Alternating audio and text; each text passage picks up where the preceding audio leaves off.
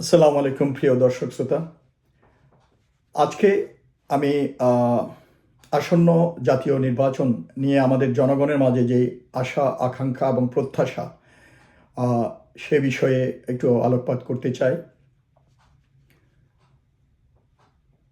বাংলাদেশের নির্বাচন কখনোই সম্পূর্ণভাবে আভ্যন্তরীণ একটি প্রক্রিয়া হিসাবে পরিচালিত হয়নি। রাষ্ট্রের জন্মলগ্ন থেকেই আঞ্চলিক শক্তি, বৈশ্বিক অভিনেতা অর্থাৎ এক্সটার্নাল অ্যাক্টর, দাতা রাষ্ট্র ও আন্তর্জাতিক প্রতিষ্ঠানগুলো বিভিন্নভাবে নির্বাচনী স্থিতিশীলতা এবং শাসন ব্যবস্থার উপর প্রভাব বিস্তার করেছে। এই প্রভাবগুলো খুব কম ক্ষেত্রে সরাসরি বা যান্ত্রিক ছিল, বরং এগুলো দেশের আভ্যন্তরীণ রাজনীতিতে প্রণোদনা, বৈধতার প্রশ্ন এবং ক্ষমতার ভারসাম্যকে প্রবাহিত করেছে, যা অনেক সময় বিদ্যমান আভ্যন্তরীণ দ্বন্দ্ব ও বিভাজনকে আরও তীব্র করেছে। এই প্রভাবের সবচেয়ে মৌলিক ও প্রারম্ভিক উদাহরণগুলো হলো 1971 সালের ঘটনা। বাংলাদেশের মুক্তিযুদ্ধ, স্বাধীনতা, দক্ষিণ এশিয়ার ভূরাজনীতি এবং তৎকালীন শীতল যুদ্ধের বাস্তবতা থেকে বিচ্ছিন্ন ছিল না। ভারতের প্রত্যক্ষ সামরিক হস্তক্ষেপ, বিশেষত শরণার্থী সংকট ও নিজস্ব নিরাপত্তাজনিত উদ্বেগ থেকে পাকিস্তানের পরাজয় এবং বাংলাদেশের স্বাধীনতার পথ সুগম করে। যদিও স্বাধীনতা জনগণের সার্বভৌমত্বের সম্ভাবনা সৃষ্টি করেছিল, একই সঙ্গে এটি নতুন রাষ্ট্রে একটি নিরাপত্তা কেন্দ্রিক মানসিকতা প্রথিত করে। 1970-এর দশকে শাসন ব্যবস্থা গড়ে ওঠে আঞ্চলিক নির্ভরতা, যুদ্ধোত্তর পুনর্গঠন এবং আন্তর্জাতিক স্বীকৃতির প্রয়োজনের বাস্তবতায়। ফলে তখনকার নির্বাচনগুলোতে প্রাতিষ্ঠানিক প্রতিযোগিতার চেয়ে রাষ্ট্রের স্থিতিশীলতা ও ক্ষমতার সংহতকরণেই বেশি গুরুত্ব পায়। এই উত্তরাধিকার পরবর্তী দশকগুলোতেও বারবার ফিরে এসেছে। 1970-এর শেষভাগ এবং 1980-এর দশকে বহির্বিশ্বের অর্থনৈতিক প্রভাব আরও স্পষ্ট হয়ে ওঠে। সামরিক শাসন আমলে, বিশেষ করে এরশাদ আমলে, বাংলাদেশ বৈদেশিক সহায়তা ও সহজ শর্তের ঋণের উপর ব্যাপকভাবে নির্ভরশীল ছিল। আন্তর্জাতিক দাতা সংস্থা ও আর্থিক প্রতিষ্ঠানগুলো ধীরে ধীরে অর্থনৈতিক সহায়তাকে শাসন মান, আর্থিক শৃঙ্খলা ও রাজনৈতিক জবাবদিহিতার সঙ্গে যুক্ত করতে শুরু করে। 1980-এর দশকের শেষ দিকে যখন স্বৈর শাসনের বিরুদ্ধে গণ আন্দোলন তীব্র হয়, তখন এই দাতা চাপ অর্থাৎ ডোনার কান্ট্রিগুলার ডোনার পাওয়ারের প্রেশার শাসক গোষ্ঠীর উপর কৌশলগতভাবে ইয়েটাকে কে বলে যেন সরকারের পাওয়ারটাকে আর সংকুচিত করে তোলে। যদিও 1990 সালে এরশাদের পতন মূলত আভ্যন্তরীণ গণ আন্দোলনের ফল, তবুও বৈদেশিক অর্থনৈতিক চাপ অভিজাত শ্রেণীর ভাঙন ত্বরান্বিত করে এবং শাসন ব্যবস্থাকে টিকিয়ে রাখার সক্ষমতা দুর্বল করে দেয়। এরপর সংসদীয় গণতন্ত্রের প্রত্যাবর্তনের মাধ্যমে নির্বাচনী বৈধতাকে দেশীয় ও আন্তর্জাতিক উভয় পর্যায়ে শাসনের অপরিহার্য ভিত্তি হিসাবে প্রতিষ্ঠা করা হয়। 1990-এর দশক দেখায় কিভাবে বহির্বিশ্বের প্রত্যাশা ও আভ্যন্তরীণ অবিশ্বাস একত্রে নির্বাচনী কাঠামোকে প্রভাবিত করেছে। প্রধান রাজনৈতিক দলগুলোর তীব্র মেরুকরণ এবং কারচুপির স্মৃতি নির্বাচন পরিচালনার উপর আস্থাহীনতার সৃষ্টি করে। নির্দলীয় তত্ত্বাবধায়ক সরকার ব্যবস্থা শুধু একটি দেশীয় উদ্ভাবন ছিল না, এর পিছনে এই উপলব্ধি ও কাজ করেছে যে বিশ্বাসযোগ্য নির্বাচন না হলে আন্তর্জাতিক স্বীকৃতি, সহায়তা রাস্তা ও কূটনীতিক গ্রহণযোগ্যতার ঝুঁকির মুখে পড়বে। তত্ত্বাবধায়ক সরকারের অধীনে অনুষ্ঠিত নির্বাচনগুলো দেশি বিদেশি উভয় মহলে গ্রহণযোগ্যতা পায় এবং তুলনামূলক রাজনীতিক স্থিতিশীলতা আনে। তবে সময়ের সঙ্গে সঙ্গে এই ব্যবস্থার উপর অতিরিক্ত নির্ভরতা একটি কাঠামোগত দুর্বলতা তৈরি করে। একে সরিয়ে দেওয়ার পরই বৈধতা সংকট আরও তীব্রভাবে ফিরে আসে। 2006 ও 2008 সালের সংকট আন্তর্জাতিক বৈধতার সীমাবদ্ধতামূলক ভূমিকা আরও স্পষ্ট করে তোলে। সহিংস রাজনীতি ও বিতর্কিত নির্বাচনী রোডম্যাপের প্রেক্ষাপট ইউরোপীয় ইউনিয়ন ও জাতিসংঘের মতো আন্তর্জাতিক সংস্থাগুলো নির্বাচন পর্যবেক্ষণ স্থগিত বা প্রত্যাহার করে, যা স্পষ্ট বার্তা দেয় যে একটি একতরফা বা ত্রুটিপূর্ণ নির্বাচন আন্তর্জাতিকভাবে স্বীকৃতি পাবে না।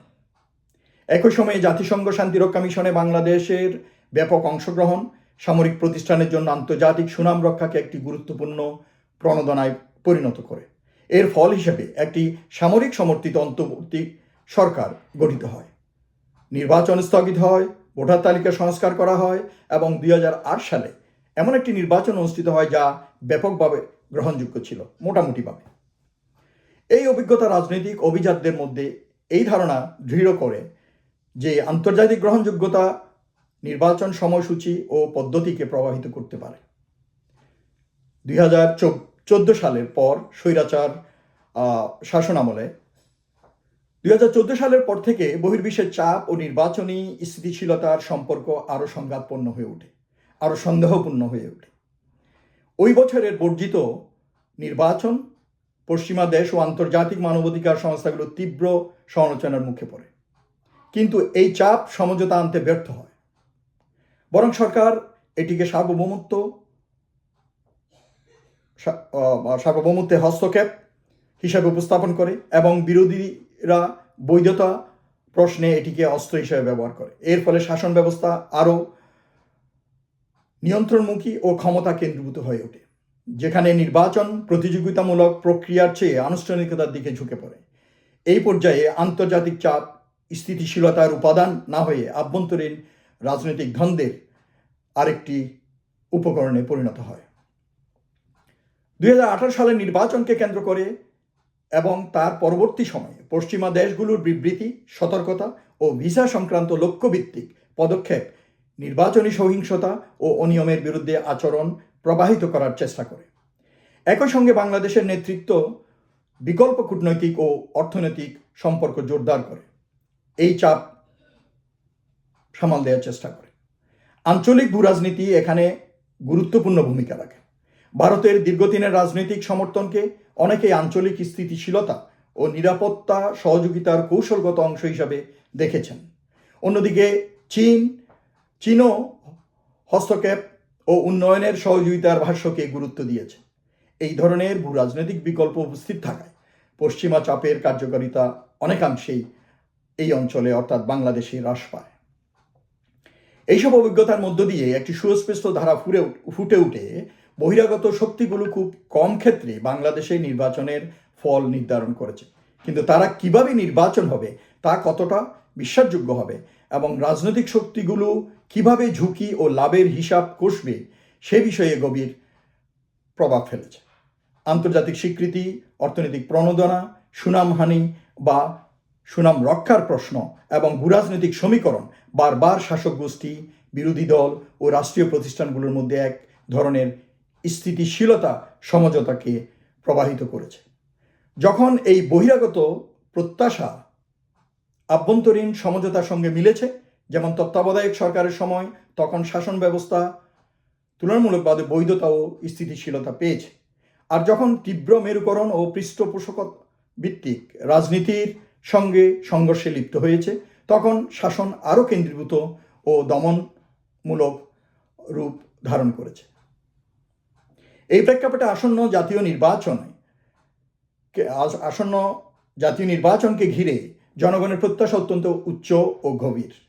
বহু বছর ধরে চলমান রাজনৈতিক সংঘাত, আস্থাহীনতা ও বিতর্কিত নির্বাচনের অভিজ্ঞতার পর সাধারণ মানুষ একটি সত্যিকারের অবাধ, সুষ্ঠু ও গ্রহণযোগ্য নির্বাচন দেখতে চায়, যেখানে তাদের ভোটের মূল্য ও মর্যাদা নিশ্চিত হবে।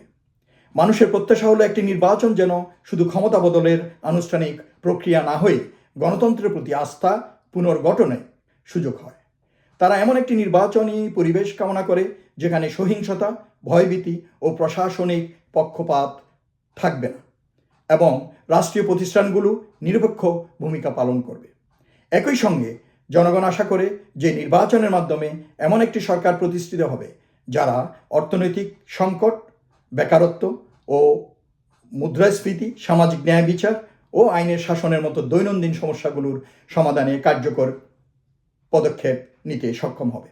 অনেকের কাছে এই নির্বাচন কেবল রাজনৈতিক দল বেছে নেওয়ার বিষয় নয়, বরং একটি রাষ্ট্রের গণতান্ত্রিক বৈধতা, অন্তর্ভুক্তিমূলক শাসন এবং জাতীয় আত্মবিশ্বাস পুনরুদ্ধারের একটি গুরুত্বপূর্ণ অধ্যায়।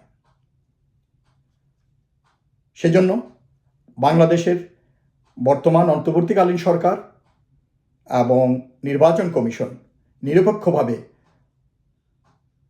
নির্বাচন অনুষ্ঠানের সকল কর্মকাণ্ড নিরপেক্ষভাবে পরিচালনা, কোনো চাপবিহীন, কোনো ইনফ্লুয়েন্স ছাড়া, দেশের ভিতরের এবং বাইরের কোনো ইনফ্লুয়েন্স ছাড়া যেন নির্বাচন অনুষ্ঠান সম্পন্ন হয়, সেদিকে খেয়াল রাখতে হবে। সকলে ভালো থাকুন। আসসালামু আলাইকুম।